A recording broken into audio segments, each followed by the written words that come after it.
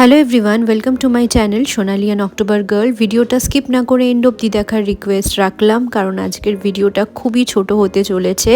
আগের ভিডিওতে যেরকম তোমরা দেখেছিলে যে আমাদের ছাদের পুঁইশাক গাছটা বেশ বড় হয়েছিল, মাকে বলেছিলাম যে এটা এবারে রান্না করো, আমি এসছি এই বাড়িতে।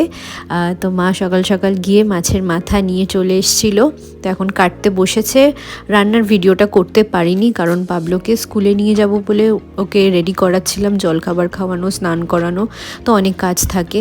আর সকালে আমরা এখন খেতে বসেছি জলখাবার। রুটি, কালকের ঘুগনি ছিল আর কয়েকটা লুচি বেঁচে গেছিলো, তো আমরা তিনজনে ভাগ করে নিয়েছি লুচি, আর একটু সাথে গরম চা আর সাথে মিষ্টি।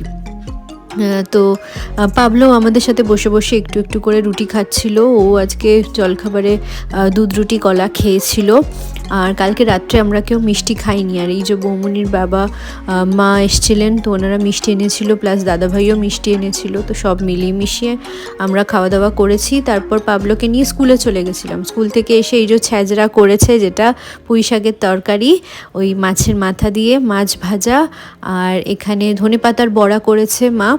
আর এখানে এই যে শিম, মূলো, ধনেপাতা দিয়ে আবার একটা মটর ডাল।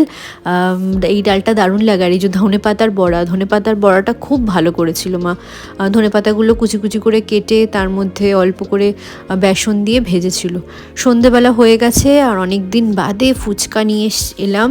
আর এই যে দেখো টক জল, কারা কারা ফুচকা খেতে ভালোবাসো সঙ্গে সঙ্গে কমেন্ট করবে অবশ্যই।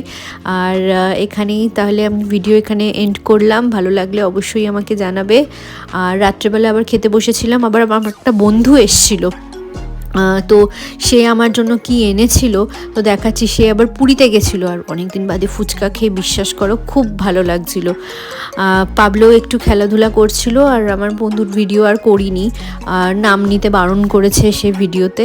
তো যাই হোক, সে রিসেন্টলি পুরী গেছিলো, তো আমার জন্য রাবড়ি নিয়ে এসেছিলো। আমি যখন পুরী গেছিলাম, তো সেই যে পান্ডার কথা বলেছিলাম, সে আমার জন্য রাবড়ি পাঠিয়েছে।